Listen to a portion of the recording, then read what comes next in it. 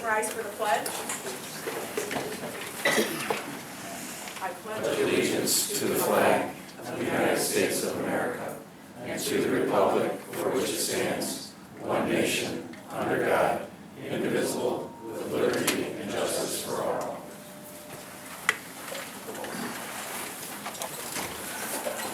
Welcome to the special village board meeting of Monday, September 19th. Roll call, please. Capros? Here. Possession? Here. Giannotti? Yes. Terry? Here. Stacy? Here. Kraus? Here. Okay, the first topic is considering a motion waiving bidding requirements for the replacement of curb and sidewalks throughout the village, and I'm going to turn that over to trustee Kraus. Thank you. Due to the unique nature of the work being requested, it is in the best interest of the village to waive technical bid requirements and instead allow for the consideration of proposals for the work to be performed. In this case, 3 proposals were received. 3/4 vote of the corporate authorities is required to waive the bid requirements. Matt, do you want to explain that or wait? Do you want to waive the bidding process first? Okay, so I'll look for that motion to waive the bid requirements for the replacement of curb and sidewalk throughout the village. Second motion. There's a motion and a second. Discussion? Roll call. Capros? Yes. Possession? Yes. Giannotti? Yes. Terry? Yes. Stacy? Yes. Kraus? Yes. So following that, consider proposals for the completion of the 2022 curb and sidewalk replacement program. $25,000 has been budgeted for curbs and $25,000 for sidewalks. 3 proposals were received for each and are enclosed for your review. Matt, now you want to update? Yeah, for sure. Do you guys all have that paperwork with the proposals on it? You do? Yeah. Okay. You can see that Hanley Concrete out of Mantino came in at $356 cheaper than Davis, but only on the curb side. My recommendation would be to have Davis Concrete do both the sidewalk and the curb. It'd just be much easier for logistics on our end. Over $365. I honestly think that'd be a lot easier for us. You guys got any questions on those bids that were received? They're prevailing wage contract. Correct. Davis is a union company. No one has any questions? So you need to make a motion for that? So I'll make a motion for the proposal for curbs and sidewalk from Davis. There's a motion on the floor. Is there a second? Second. There's a motion and a second. Discussion? Written down, or just as reflected in the packet. Yeah. Discussion? Roll call? Roger. Kraus? Yes. Stacy? Yes. Terry? Yes. Giannotti? Yes. Possession? Yes. Capros? Yes. And that's all I have. The next item, I'm going to ask for a motion canceling the September 26th regular meeting of the village board. We made this motion and seconded at the last meeting, but the date Date was given wrong. was the 24th. I was looking at October's calendar. Yes. I got the 24th. So for housekeeping purposes, we're doing this vote again, but we're making it to cancel the September 26th board meeting.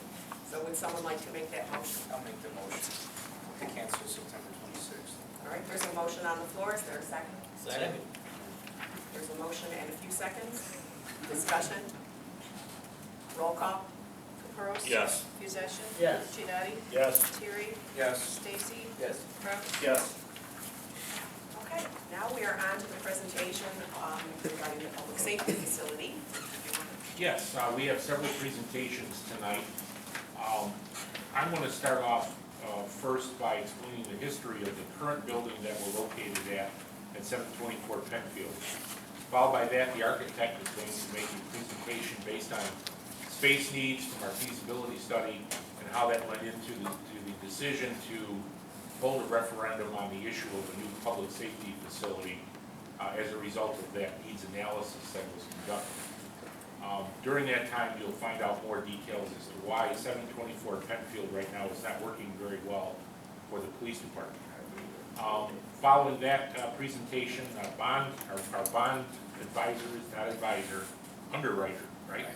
Our bond underwriter is here to explain how the bonds will work and the impacts on our property tax bills. So we all pay the property tax bill. As a result, if the referendum passes, then we issue these bonds to build this building, because we have a right to know how much it's gonna cost us. So with that, I'll start with the history of the building. The first Village Hall was built at Penfield and Woodward, and it actually faced Woodward Street in 1884. It was a wood structure at that time, housing the fire department and a dance hall. In 1910, the first block building was built to house the waterworks, which was 2 wells and a large air tank used to keep pressure in the small water system. That building still stands today. It is actually the inside portion of the current 724 Penfield Street, where the police station garages are. That's the original 1910 portion of that building. Those wells were abandoned in 1989, and that area was converted to a garage. In 1958, the village board constructed a water tower, which meant that they no longer needed that steel air tank that was located at Penfield and Woodward. So they removed that tank and built a new block structure, brick and block structure, at 724 Penfield, which housed the fire department on the east half of the building, and the village hall and the police department on the west half of the building. That condition existed until 1983, when the fire department became, first of all, the fire department at that time was a village fire department. And in 1971, the fire department became a fire protection district, which included the unincorporated area, which is all of Washington and half of Will Township and a small piece of Money Township, correct, Joe? Just a small portion of Will. A small portion of Will, okay. So that's the Beecher Fire District. They went ahead in 1983 and built their own station across the street, which opened up the east half of 724 Penfield. And it wasn't until 1989 that the village remodeled the old fire station at 724 Penfield into a police station. In 2014, the village hall moved to 625 Dixie, and that administrative space that we occupied at 724 Penfield then became additional office space for the police department. And you'll see in the study how the police department really doesn't flow well, because all of the administrative offices are located at one half of the building, then you have 3 garages and a sally port in the middle, and then the operations side of the police station on the east half. The building at 724 Penfield has been remodeled twice since it was built in 1958. We now have 10 full-time officers, an administrative clerk, 9 squad cars, an armory, and an impound for vehicles. We also have new requirements we have to follow for the detaining and processing of suspects, chain of evidence, and video surveillance. The times have changed, and the town has grown to more than double its size since 1989.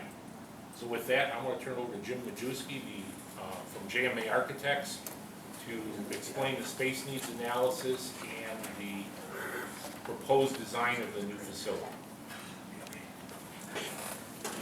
Good evening, members of board meetings. Good evening, members of the community. As was mentioned, our firm JMA Architects was hired to do 2 things: review the current police department needs and review how we could best satisfy those needs, whether it was through purchase and remodel, whether it was remodel the existing building, or whether it was to consider a new site. Just by comparison, and this is just an indication of some of what's happened around, so as was mentioned, the building from 1958, here is Beecher, and then some of the surrounding communities, you know, most have updated with new facilities. Even those are getting to be a couple decades older. So, but you can see by size comparison, you know, what's happening with population and with the size of the needs for police facilities in nearby communities. We did start with a survey to identify deficiencies in the building, and I worked with Chief. Chief, you want to comment on the deficiencies, or do you want me to run through this list? Why don't you go first? Okay. So some of what has already been stated is the building has had several different past uses. And the current police department occupancy in the building was never really designed specifically for that. As was stated, it's divided in spots with the sally port and a garage that breaks off some of the circulation through the building.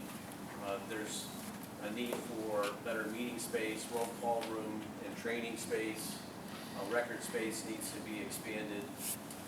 The improper flow of activities, as was mentioned, separated by the sally port. Privacy and control are an issue within the facility. Inability to process multiple arrests at one time is a concern. And evidence storage within the building is inadequate. And I think you wanted to add a few points to that Regarding evidence? regarding the needs of the building. Good evening, President Meyer, members of the village board. In preparing for this meeting, I actually came up with notes, but a couple things happened, one today and one on Friday, because there's so many different things regarding that building that you don't even think of until they happen. So today I had to walk from the west side of the building to the east side of the building to repair a video camera in a car, which was just common. And I thought about it, I had to walk through 7 doors to get from one side of the building to the other, 7 doors. So on Friday, we were doing a evidence vault audit/inventory, and we needed to know where these guns came from that were in the evidence vault. So our administrative assistant is Linda Krug, and I said, Linda, would you go try to find these reports in the storage room? So I followed behind her, and I never really thought about this till Friday when it happened. Our storage room, you have to go inside the men's locker room first. So as we were walking up there, an officer walked out of the locker room, and I went, wait, oh, I never even thought of that. Linda, who's got to go in there routinely, has got to walk through the men's locker room to get to the storage room. So there's things like that we never thought about until it happens. So some of the things that were brought up is there's no handicap access, which is really, I believe, against the Illinois law. There's insufficient parking both for the officers and for anybody coming and needing police service. There's no hot water for the shower. We do have a shower, but there's no hot water. So during we had a snowstorm last winter, and I brought a sleeping bag and a blow-up mattress. But when I found out we didn't have hot water, I drove home. We have frequent plumbing problems. We have constant putrid odor caused by the plumbing problem. The sewers back up. We've had a plumber there 3 times since I've been here in a little over a year. It's an awkward layout, as Jim said. We have undersized rooms for the lockup, the squad room, the lunch room, and because of that, the officers don't spend a lot of time in the station. Our reception area is tiny. Officers, all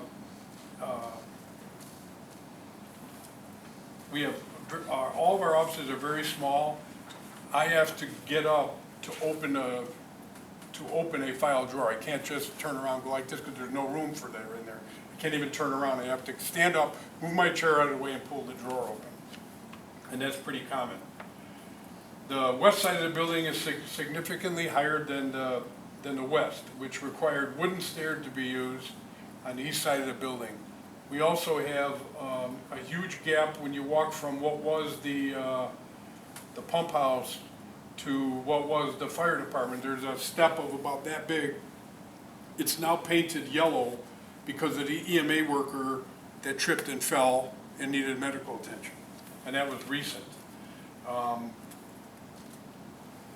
2 of the 3 entrance doors do not close properly, and I think a lot of it has to do with, I don't think the building I think the building is settled all the way after 100 years, but because of the weather when it gets cold and hot, the doors seem to just open for some reason, and it has a lot to do with the frame and the mechanism, but when the weather changes, our officers will be sitting doing a report in a secure area of the building, and someone will come in behind them and say, hey, I want to fill out a report, because the doors are not secure.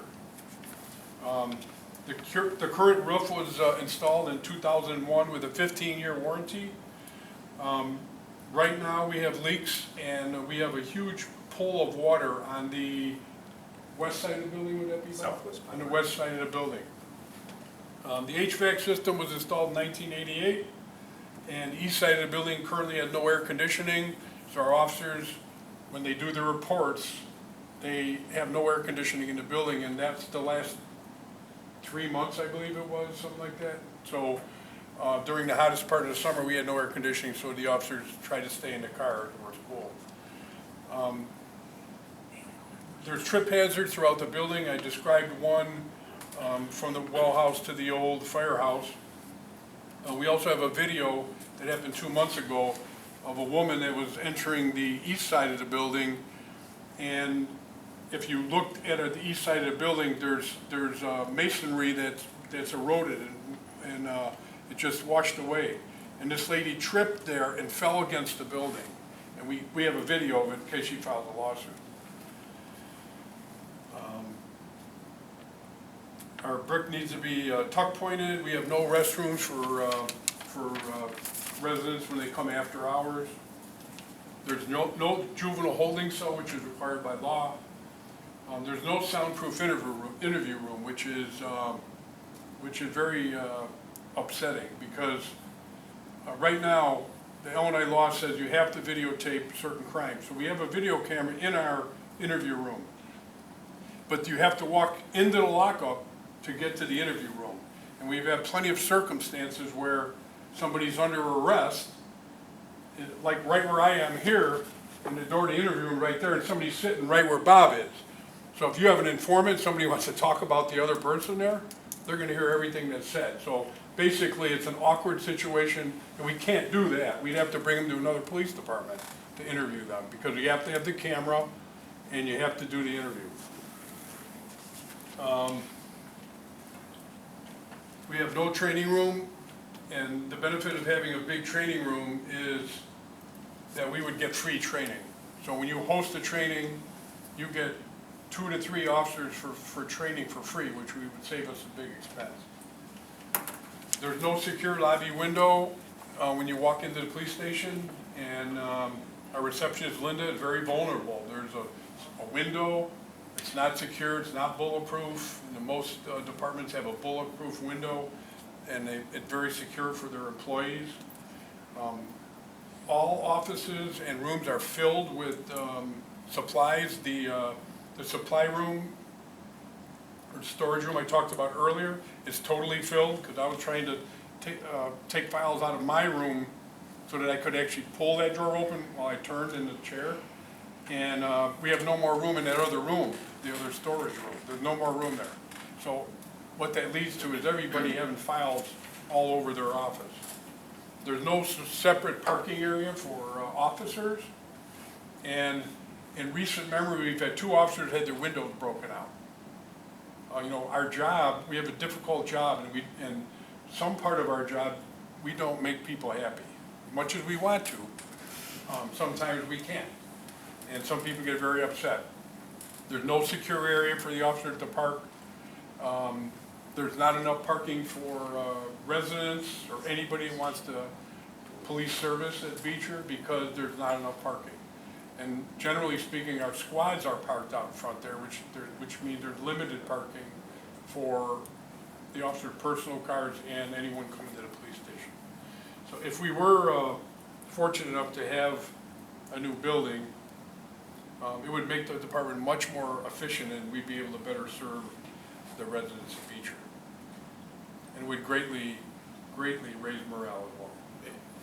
One question, Chief. Is it true that if you're processing a prisoner, that if you as the chief want to go talk to the men at the other end of the building, you actually have to go outside and walk down the sidewalk and come in the front door at the other end of the building? Because the processing room is the hallway between the 2 buildings. Yes. Yeah.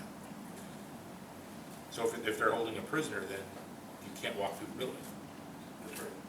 No one can walk through the building. Like our administrative assistant can't walk through the building.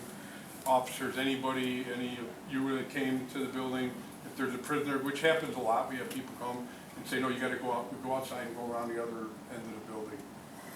Take care of the business that you're here for. Thank you. So this is an aerial view of the current police facility on Penfield, and what we had described is the very center of the building are the garage bays, right? So that divides the building in half. But what I wanted to explore here, or at least show, was that the building is pretty much to the lot line. The only area that's left is this small little sliver of space on the east end, and that's really not going to afford much change to the overall building. But we did explore that. Renovating the current building, certainly some of the issues you described can be addressed, but not all of them based on what we have reviewed. So the short, like addressing the pitfalls in this building, we would get those corrected to a limited extent. But for the long term, this building has, in our opinion, served its purpose and really is not conducive to the needs of the department right now. We did, as part of the study, look at 5 sites for consideration. Some of those were raw sites for new construction, some were existing buildings that could potentially be repurposed. And what we have settled in on for proposal to the community is a proposed site off of Church. This is the existing Penfield site, just so throughout a map of the village you can see the 2 locations. You may know it from the car wash that's up near Dixie Highway. Right now, this is planted with crops, but the proposal is to develop a new site on that property with some stormwater management to the west end and room for either expansion or another use to the east end. So what is proposed? I would say new facility, but plenty of parking, and I'll explain the public parking at the east end, but a secure area for parking of police vehicles and for any activity that has to happen with a arrest and somebody being processed, that they could be taken into a secure part of the building. So a separation from the secure part of the access to the site to the public access to the site is possible with this site, with this configuration. It may be hard for you to see this, but I'll point out a couple of key features. At the east end of the building is proposed a large meeting space, community room, training room, so a multi-purpose type space that would allow for a variety of activities set up so that the public can access the space. We have access to some restrooms, and this could be used for community purposes as well as for the department's purposes in training and in meetings. It is separated from, I'll say, the secure side of the police department, so that you can access this without having access to the remainder of the building. There's an administrative center throughout this core of the building, a secure bulletproof glass entry point so that the staff can govern who comes into the building and how far they go, space for the various functions for officers and investigations. We do have a roll call room planned at the north end of the building, with some fitness room and storage space, locker room space that you don't have to travel through to get to the storage room. We have a celly port and impound bay here for processing of a prisoner or a vehicle, secure evidence storage, and then a secure prisoner area, which is sectioned off so that you do not have to cross through this function of the building to access these various points. So somebody that has to bond out, for instance, can get it only in as far as this point, and they can be processed and released without having to get further into the building. I can go back to these, but I'll continue through. Then, as far as the exterior design, it's proposed to be a slope roof building with with shingles and masonry on the exterior so that it blends into that portion of the village. And this would be the main entry point. There's that community gathering room, meeting room space on the east side with plenty of natural light into that space. And then you'll see as you get to the secure area of the building, there are less windows.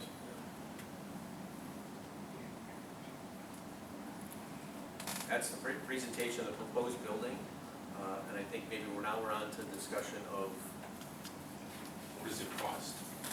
Or how we're gonna pay for it? how we're gonna pay. And how, what it's gonna cost us, the taxpayers. So, Mr. David Pistorius, from, boy, I always butcher this, Midland First Mid-States LLC is an underwriting bond company that the village has retained to analyze the bond issue that we're proposing, and he's here to present that for us.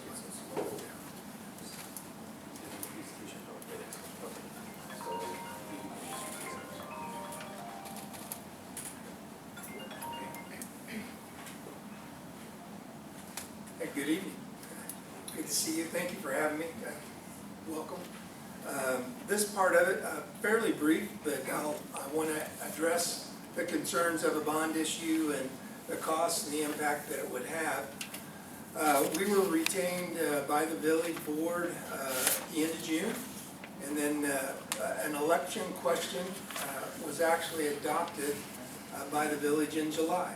We had to have it done in August in order to be on the November 8th ballot. So we've kind of jumped through the hoops that were necessary to get this thing on the ballot at this point. When we were retained, one of the things about First Mid-State that kind of keeps us on the same page with everybody, and Chapman and Cutler are the bond attorneys that will be involved out of Chicago. They're nationally known bond attorneys. We've had a 60-year relationship with them. Both of us work on a no pass, no pay scenario.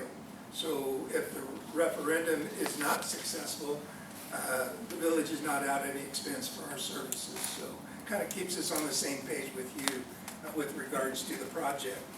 But this is the actual question that will be on the ballot. Shall the village of Beecher, Will County, Illinois, build and equip a public safety facility for the Beecher Police Department and improve the site thereof, and issue its general obligation bonds to the amount of $3,950,000 for the purpose of paying the cost thereof, said bonds bearing an interest rate not to exceed a rate of 5.9%.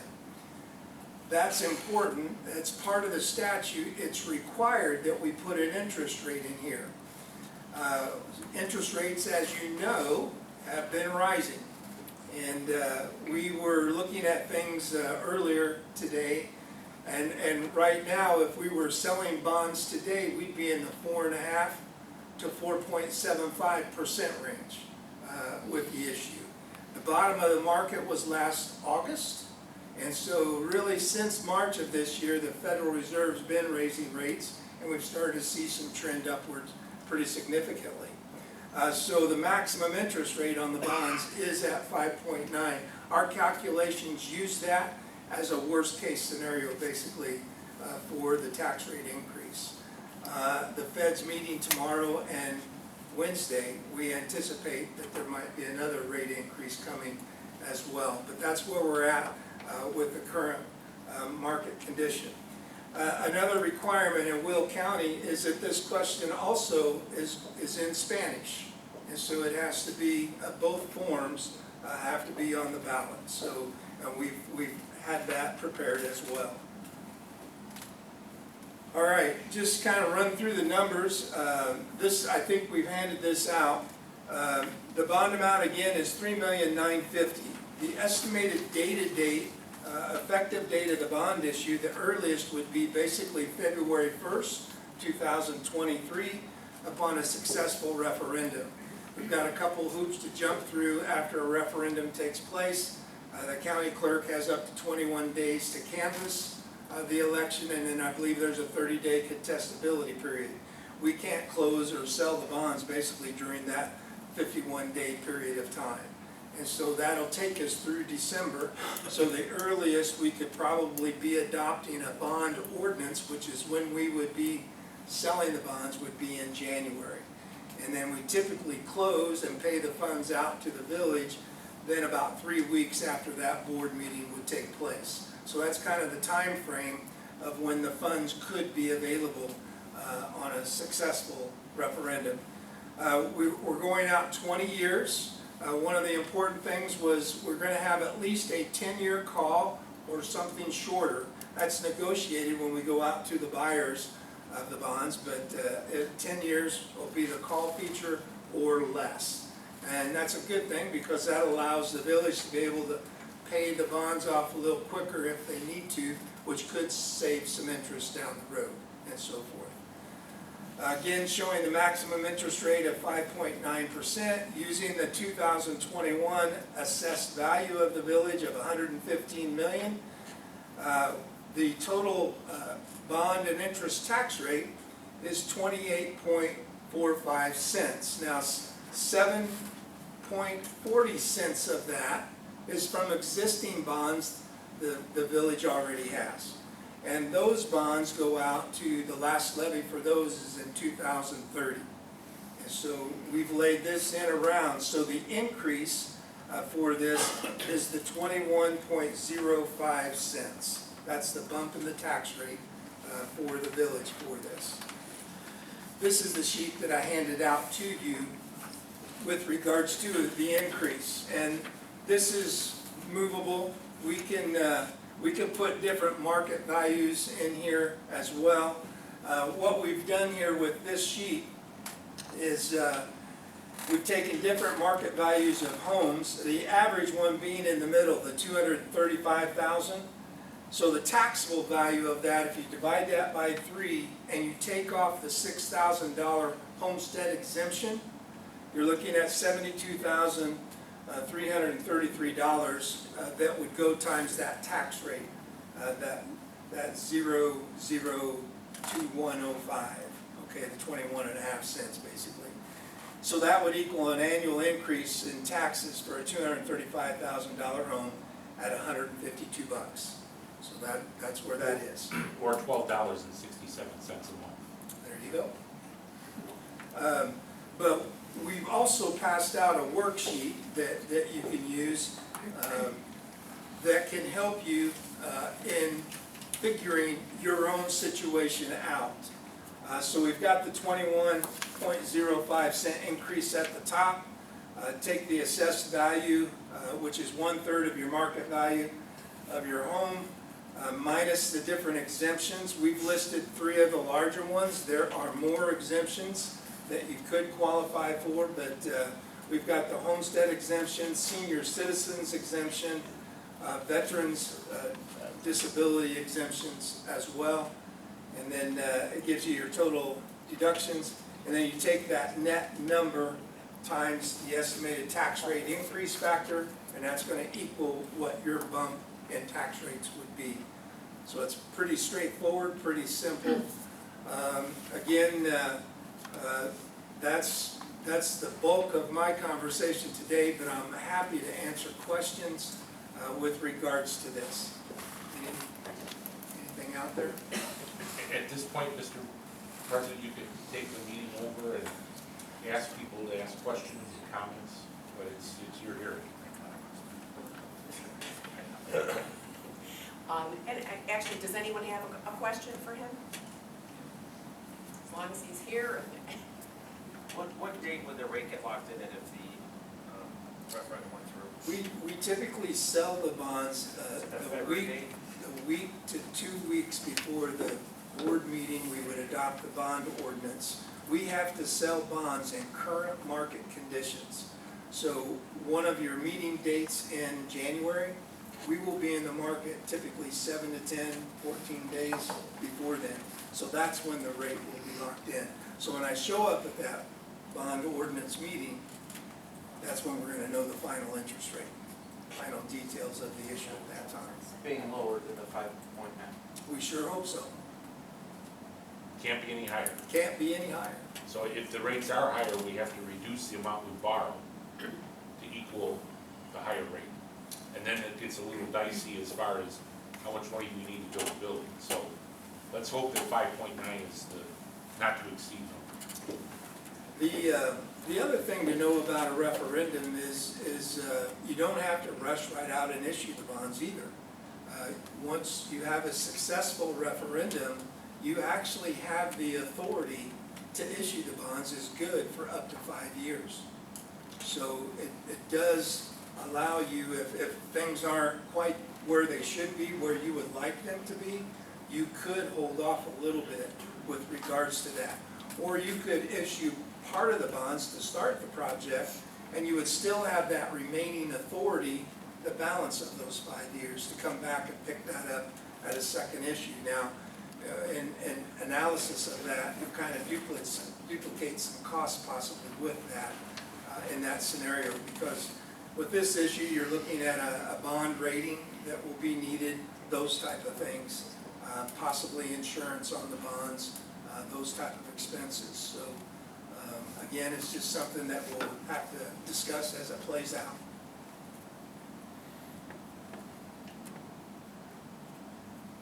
I have a question. You guys want from the audience to go ahead. Is the amount of the bonds the total cost of the new police department, or is that money, are those monies anticipating like cost overages on the construction, or Well, the maximum amount of the bond issue can be $3,950,000. You're asking about covering the cost of issuance with regards to that? I can answer this question. What he's asking is, where is this money, is all this money gonna be used for the building? The answer to that is, we've already bought the land, so the land is not part of this equation. Okay. We estimated the building to cost $3,250,000, just the building, but then we've got all the furnishings, the technology. The technology you have to put in this building is significant for officer safety, the video surveillance, the key code system for getting through certain doors, so everyone has a higher level of authority with their key card. The computer networks we have to build in there, so we can talk to the state and to the feds. So we've set aside $750,000 for that purpose. So the building we're in right now is just totally inadequate for the technology needs that we have. So we want to make sure that this building is going to live beyond the life of the bonds. So we're going to have to invest quite a bit of money in the infrastructure, the technological infrastructure to make it work. If that answers your question. yes, I was just wondering, is that amount all for the police department Yes. in some form? Yes. Good. And it doesn't seem too expensive. No, we're trying to squeeze as many dollars as we can. I had a question on these tax rates. It's like this worksheet here. If the assessed value of the village increases over time, the amount you pay is going to go down over time, Tax rate will correct? go down, yes. So this 152 is at today's tax levy, or tax assessed value. Yes, it As is. the assessed value goes up, the amount you pay on this specific bond should go down, but everyone knows taxes keep going up every year, even though assessed value goes up. That's because there's 14 tax entities on the bill. So this is locked in. So once it gets approved and voted on and sold, it's locked for 20 years. Yes. It can't go up. Well, unless your EAV drops. Yes. If your assessed value begins to drop, that means tax rates are gonna go up, just the opposite That effect. is correct. Yes. So one of the things too, Bob, that we factored into our numbers was we put 2% EAV growth into our projections. We had talked about that. I think one year, this past 2 years, one was at 5.6% growth, and I think the other year was 6.15%. Yeah, in recent years, we've been averaging 5 to 7% Yeah. growth. So we felt comfortable with the 2% projection in our numbers.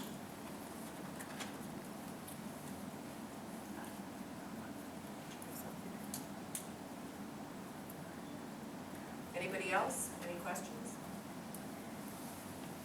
Thank you. Thank you. Madam President, you should also ask anyone to make comments if they wish to make comments at this meeting. It's a public information meeting, so if someone has something to say, this is a good opportunity for them to speak their piece. All right. Does anyone have any comments for the board? Yes. I do. Will this be on your website, this worksheet, Yeah, you can put it up there. and possibly is there another newsletter going out that this? There Yes. is a newsletter coming up in early October. I think Ben just edited the article. Yeah, Yep. yeah, mid-October. It'll be in the newsletter, it'll be on the website, we'll probably have a lot of links to it on our Facebook page, so. I'll add a comment to that. So there is, the board, I can speak for myself, I won't put words in other board members' mouths, but this was pretty much a unanimous decision to move forward with this project. And the board has a commitment to being as transparent as possible about this. There is gonna be a lot more information disseminated to the residents in multiple forms. We're hoping to have a video out explaining this more, newsletters, Facebook ads, everything's gonna be on the website. It's gonna be discussed at pretty much every meeting up until the election in November. So, yeah, there's Yeah, there's an open house. there's an open house still. So there's gonna be a lot of opportunity for residents to be informed to make a good decision one way or the other, how they feel about this. We have, the open house is gonna be October 14th from 5 to 8:30, and you're all welcome to come by for a tour. Love to give you a tour. It's gonna be in conjunction with the fire department, and we would love to have you come by. There are a couple things I forgot, and I told you that as we go along, you think about more things. Well, in last fall, we had a storm and electricity went out. And I'm a new police chief, I'm pretty new here. I look out the window, there's a generator right there, and I said, hey, I called the lieutenant, I said, hey, how come the generator's not going? He goes, that generator's for the apartment there, we don't have one. We don't have a backup generator. We were just out of electricity. A police department out of electricity, no electricity. Today, talking about the infrastructure of the police department, I was talking to Bob today, totally cut off. Because our infrastructure in the police department is terrible. Our computers go out all the time, our phones go out all the time. I don't believe the village hall has that problem, but we do at the police department. And I wanted to comment on what Jim said about the building. We built into this a pretty large community room. And the community room was gonna be made for the community. So HOAs could use it, Boy Scouts, Girl Scouts, community groups. Anybody who wanted to use that, all have to call the police department, is available this day. It can be used for the village board meetings, because it's gonna be very big. Again, when I interviewed for this job, the village board made it clear that they want the police department to be more involved in the community. And what a better way to bring the community to the police department by offering them to come there for a good reason, not a bad reason, which is normally why you come to a police station. Anybody else? Okay. So that'll close this section of the meeting. This meeting itself will be on video as well, so people can watch this as many times as they want. And all of our village board meetings, we upload them to YouTube, so if you haven't checked out that channel, all of our board meetings that are videotaped are always on YouTube within about 48 hours. So you can always view what we do. I also I've made some handouts here in case the technology didn't work. So if you're interested, I'll put them in the back table in the lobby, and on your way out, feel free to take a copy and look at it as long as they last. The copier ran out of toner by the time I got done, so I only made about 20 copies. Maybe it'll be enough. Okay. Well, in the meantime, we are going to go into closed session. So I need a motion to go into closed session. To discuss terms and conditions of the settlement for Field Games versus Village Beach. So motion and a second. Roll call. Kraus? Yes. Stacy? Yes. Theory? Yes. Giannotti? Yes. Possession? Yes. Caprows? Yes.